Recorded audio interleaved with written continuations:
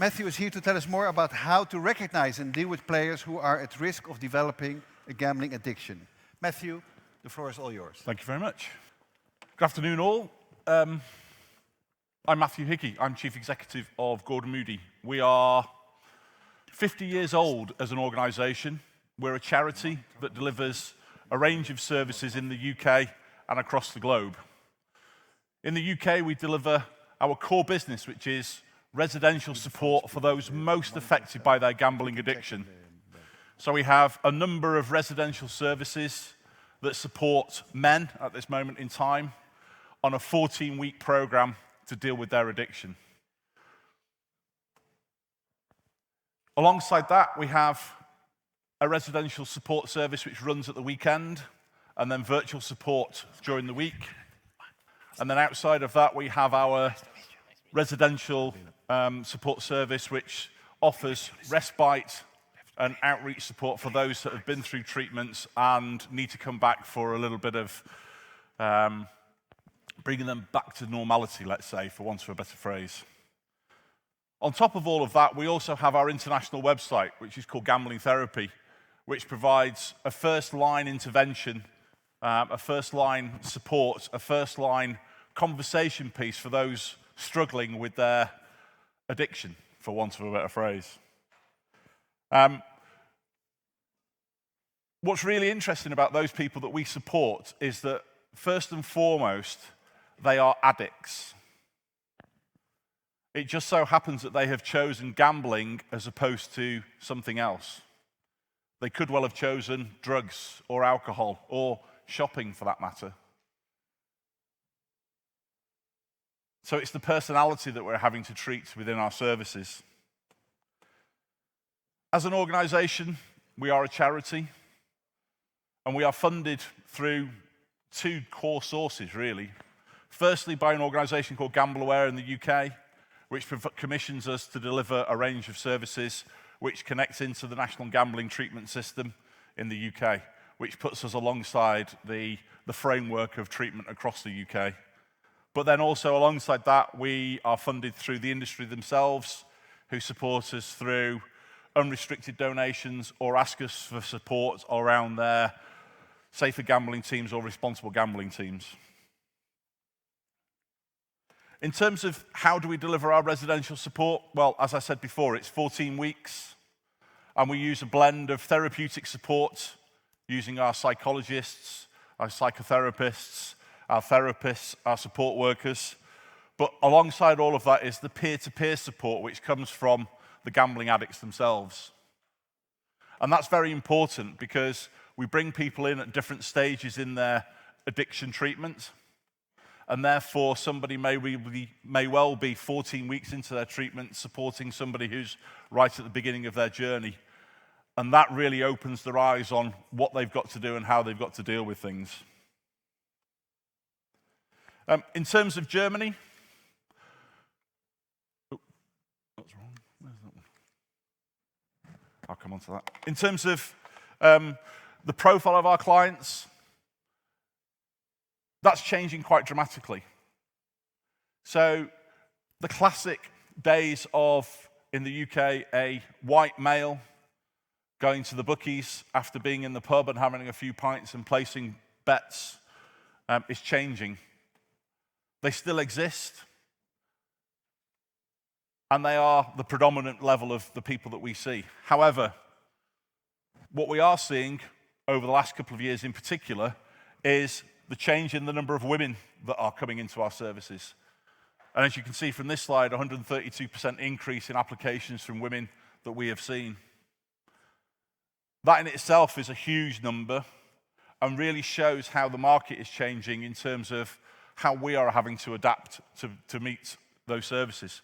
So this year, and in fact next week, we are opening the first women's only treatment service in the UK. Probably the world, but we're not going to go that bold yet to say that. Alongside that though, we're seeing a lot more younger people coming forward. A lot more younger people who are doing as much damage in a weekend as an older person may well have done over 30 years. What's really interesting is that the complexity of clients is also changing.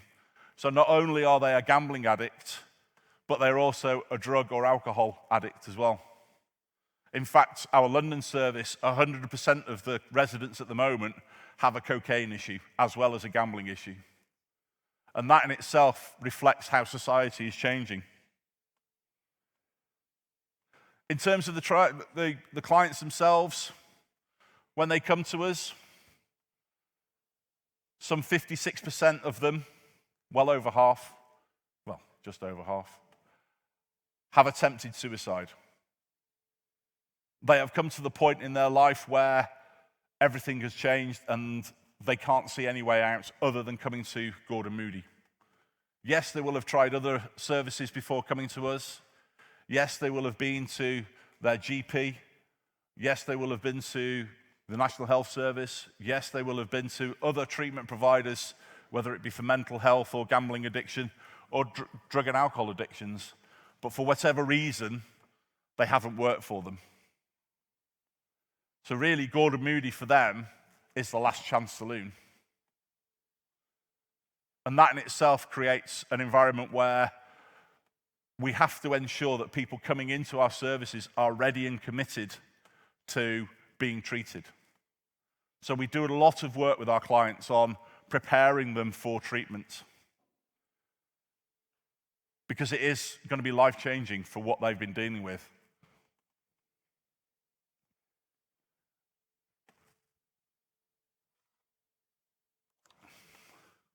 As I've said, Germany itself is our 9th largest market on our international website. In the last quarter, we saw 20,000 people come through and interact with us on the website, which equates to about 82,000 across the year, and 605 people have directly called us, either called or done virtual chat with us on their problem gambling. The worrying thing for us is that we don't have that intervention to pass them on to like we do in the UK here in Germany. So the worrying stat is what happens to them next. So we have to develop the right relationships in the right markets so that those people that do come to us say, okay, I now know where to go. I now know where to go and get help. And that's one of the key challenges for us as an organization, is to provide the right referral pathways and signposting for those individuals.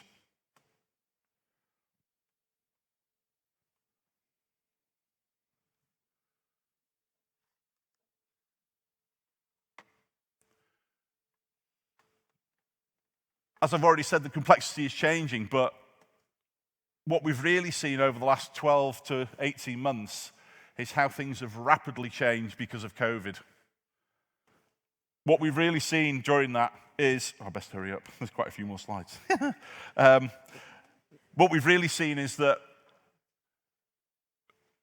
COVID has provided the perfect storm when it comes to gambling addiction. More people at home, more people gambling at home, more people interacting on their smart devices, more people doing as much damage in a weekend as they've done over 10 years previously. That's the worrying statistic that we're starting to see.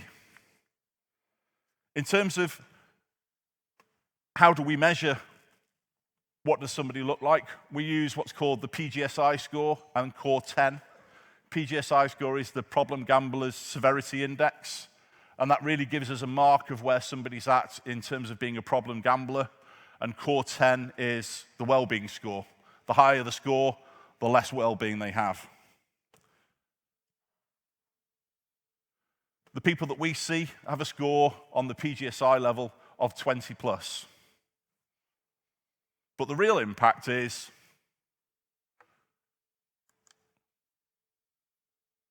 no, it's not going on. There we go, thank you. The real impact is that through working through our treatment services, that we reduced that PGSI score by a score of 17. And you'll see over the graphs there that the orange really shows what people are like when they arrive with us, and the blue is what people leave us being. So we have a huge impact on people's well-being. We have a huge impact on people's ability to deal with their addiction. What we then do is push people into recovery and support them throughout their recovery.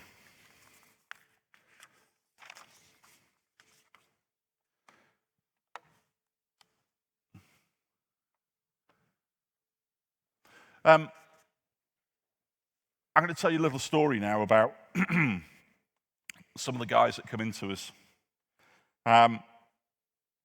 What's really worrying is that somebody may well make contact with us today and we will lose them. They'll phone up and say, I'm in crisis. I need help today. Can I come in? And we'll do everything we can to bring them in, but they will disappear. We might not hear from them for 5 years, 10 years. When they first arrive, or when they first make that phone call, they may well say, I'm £50,000 in debt. I don't know what to do with my debt. It's all on credit cards, and I can't afford to repay it. What next happens is they phone back 5 years later, 10 years later, and they're £500,000 worth in debt. They've remortgaged their house. They're paying the postman not to deliver the post so the wife can't find out. They are avoiding any contact with people knocking on the door because it will be a loan shark saying, you owe us money. They may well be getting beaten up at the weekend in the pub because somebody's caught up with them that they owe money to. These are people that are really in crisis and have no way to turn, and we still lose them. We have to find out a way of capturing those people and bringing in earlier interventions, which kind of links back to the previous session, so that we can educate and interact with people.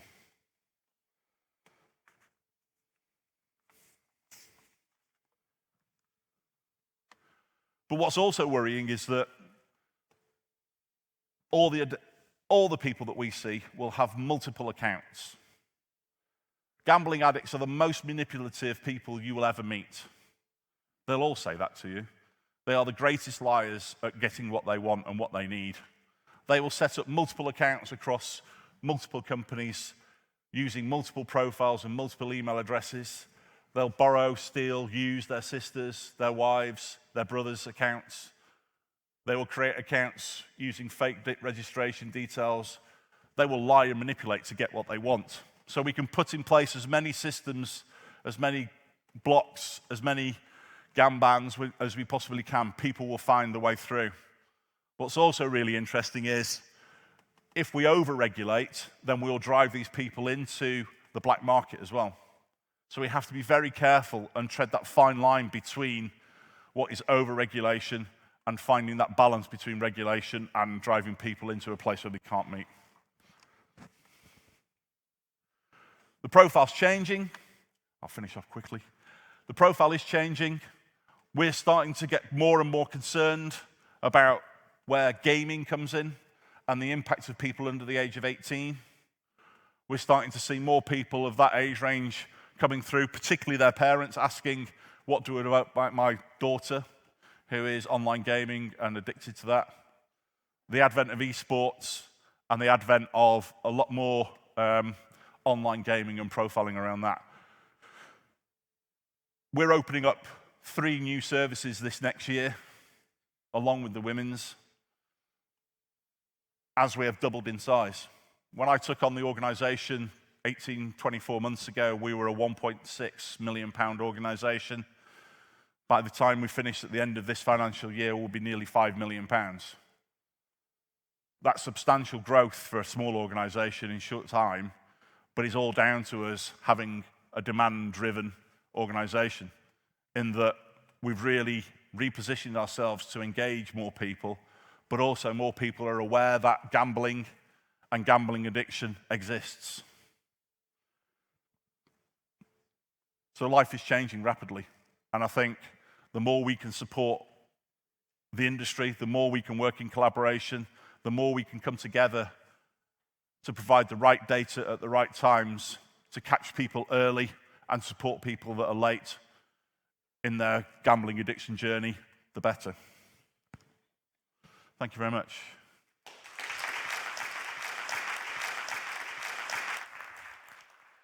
Thank you, Matthew. Very insightful, very interesting. A couple of questions here. Based on your experiences from the UK, do you have any advice for German addiction care professionals? One of the key things that I always struggle with is an understanding of what being a gambling addict is all about. So I think the workforce, those people that are treating them, have to understand the difference between a physical addiction and a psychological addiction. So I think that's one of the key parts, is the workforce themselves, those people that are going to treat the gambling addicts. We have to get that right. I think secondly then is about a framework of early intervention right the way through to the most serious interventions, where we sit right at the tip of the iceberg, so to speak. Great. Thank you. We have a couple of more interesting questions from the audience here. Let's have the first one here from Slido. So, Matt, it will appear in the screen here in front of you. How many patients relapse to gambling addiction after your treatment? See, that's a really great question, and I don't know the answer. And I tell you why I don't know the answer. Because those people that don't relapse stay in contact with us. Those people that potentially might relapse don't stay in contact with us. But then again, they may not want to stay in contact with us because they have moved on from their gambling addiction. So there's a lot of work that we need to do on our longitudinal data to show how many people relapse. But it's a very difficult one because people either give up and move away from gambling and gambling addiction in totality, or relapse.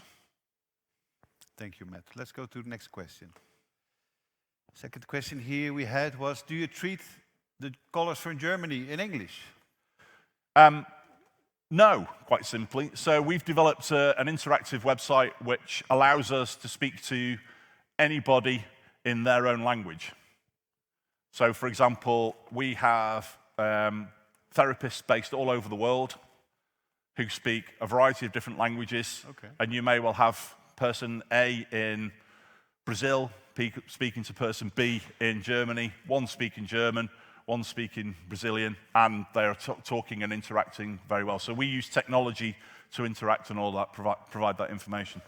Impressive. Thank you. Let's go to the next question before we wrap this up. Question from the audience here. Any comment on recent German prevalence study from the, I don't know what the abbreviation stands for. 2019, the prevalence was lower than in 2007. The proportion of current gamblers has also declined. I'm not sure if you're familiar with the study. I'm not sure if you're able to answer this. No, If not, I don't know the German data, but what I can do is transfer it onto the UK. The Gambling Commission in the UK released similar stats. We're seeing completely the opposite. The awareness and understanding that gambling and gambling addiction exists is on the increase. The safer gambling messages coming out from the industry has had an impact on that, a positive impact on that, and more people are reaching out to us. We're seeing the number of applications increase from 10 a month to 10 a week. We've seen the number of interactions on our global site increase from 1,000 calls a week to 1,000 calls a day. So everything is increasing. Yes, we could align it with marketing, but the volume of people understanding that this hidden addiction of gambling addiction exists and are reaching out. Great, excellent. Let's leave it at this for today. Matthew, thank you for coming. Thank you very much.